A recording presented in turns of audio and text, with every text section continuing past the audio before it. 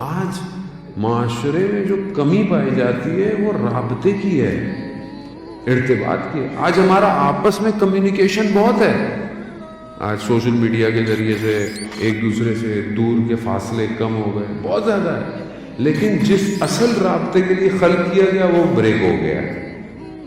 جو اصل رابطہ ہونا چاہیے تھا وہ ڈیوائس خراب ہے ہماری، یا یوں کہیں کہ ہمارے اندر وائرس آ گیا ہے کہ ہم اس رابطے کو درست نہیں کر پا رہے۔ اصل پروردگار نے ہمیں خلق اس لیے کیا تھا کہ تم میری عبادت کرو، وما خلقت الجن والانس الا لیعبدون، میں نے تمہیں خلق ہی نہیں کیا سوائے اپنی بندگی کے، سوائے اپنی عبادت کے۔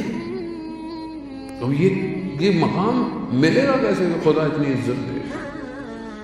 راوی کہتا ہے کہ میں مدینہ میں قحط تھا اور لوگ بارش کے لیے نمازیں پڑھے، دعائیں کر رہے ہیں، میں نے دیکھا کہ ایک سیاہ پوست یعنی کالا حبشی اپنے رخسار کو خاک پہ رکھے خدا کی بارگاہ میں کہہ رہا ہے کہ پروردگار اگر تو نے بارش نہیں بھیجی تو میں رخساروں کو نہیں اٹھاؤں گا۔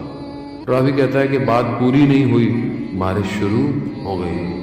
کہا میں اس کے پیچھے پیچھے کہ یہ کون ہے، یہ غلام کس کا غلام ہے؟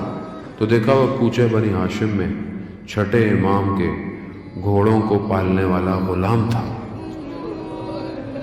یعنی عبد کی تربیتیں ہو رہی ہے، یہاں بندے بنائے گئے۔ ہم اپنی زندگی میں دیکھیں عزیزان محترم، ہم عبد کتنے اچھے ہیں، عبد ہیں بھی یا نہیں ہیں، بندے ہیں یا نہیں ہیں۔ ہم بہت کچھ بننا چاہتے ہیں زندگی میں، ہم یہ بن جائے، اچھی بات ہے، ظاہری طور پر آپ اچھی ایجوکیشن ہو، آپ اچھا آپ کا پروفیشن ہو، سب کچھ کریں، اصل بندگی ہے۔